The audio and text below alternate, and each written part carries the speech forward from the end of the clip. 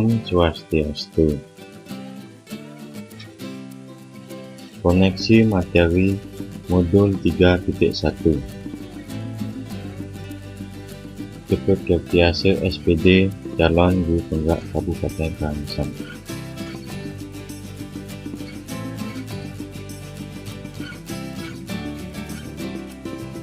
Bob Talbot pernah mengatakan, mengajarkan anak menghitung itu baik, namun mengajarkan mereka apa yang berharga atau utama adalah yang baik.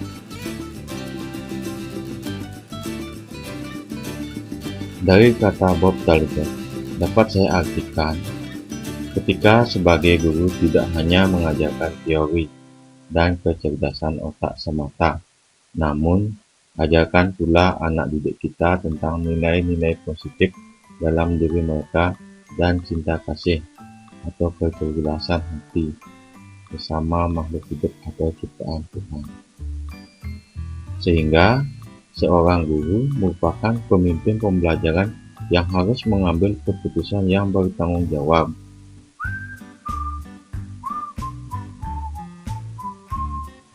Ki Hajar Dewantara memiliki filosofi yang sangat bagus dan tepat dalam pengambilan keputusan sebagai pemimpin pembelajaran, seperti King Ngarso Simpulodo.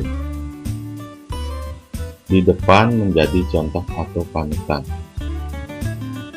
Jadi, kita sebagai pendidik harus tepat dalam mengambil keputusan yang nantinya kita akan dijadikan contoh oleh anak didik kita dalam mereka mengambil keputusan. Yang kedua,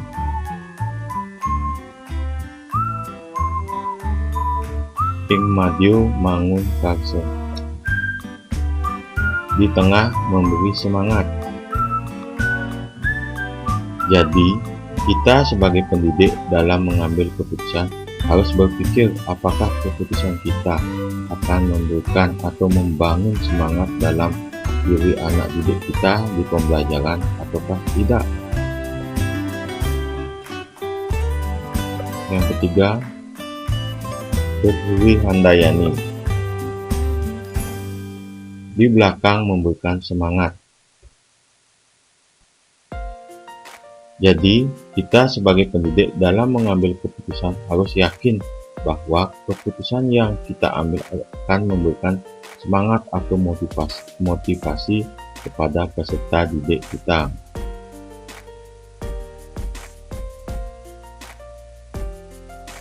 Adakah pengaruh nilai-nilai diri dan peran guru penggerak dalam pengambilan keputusan?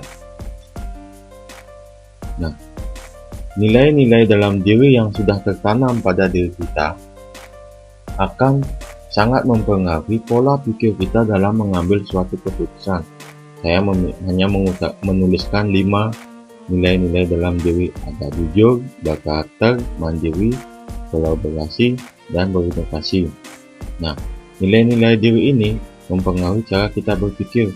Apakah kita berpikir berbasis hasil akhir atau end-based thinking, atau berpikir berbasis peraturan rule-based thinking, dan yang ketiga, berpikir berbasis rasa peduli care-based thinking.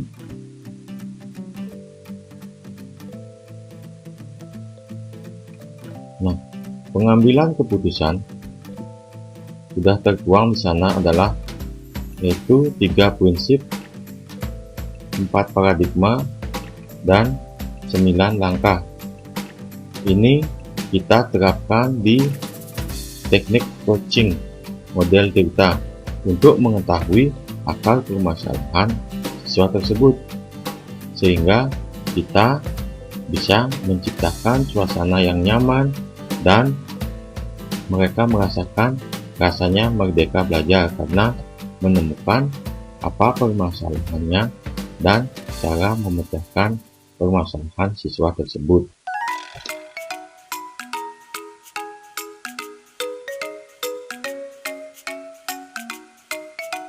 Ketika kita bertemu dengan suatu kasus, juga kita harus ingat pada nilai-nilai dalam diri kita yang nantinya akan kita terapkan atau kita tuangkan sehingga kita bisa membedakan kasus apa yang kita temukan, apakah kasus bujukan moral ataukah kasus dilema etika. Yang di dalam dilema etika ada 3 prinsip, 4 paradigma, dan 9 langkah mengambil keputusan tersebut.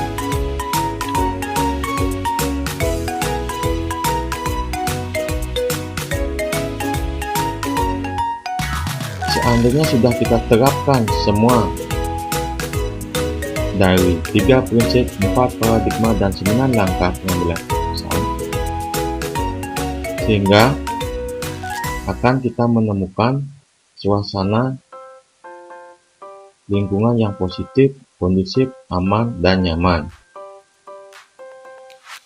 Nah, dari pemaparan tadi, saya bisa simpulkan bahwa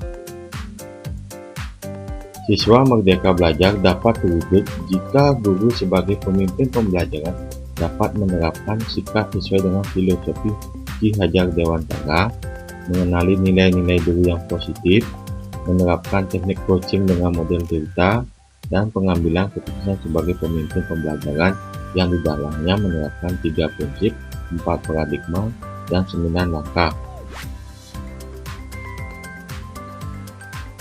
Tapi perlu kita ingat, dalam mengambil suatu keputusan, kita harus mengetahui akar permasalahan tersebut, apa dampaknya bagi siswa, dan apa dampaknya bagi kita, sehingga kita nantinya tidak akan merugikan kita sendiri maupun orang lain dalam kurung peserta didik. Sekian dari pemaparan saya tutup dengan Paramun Santi. Om Santi Santi Santi Om. Terima kasih.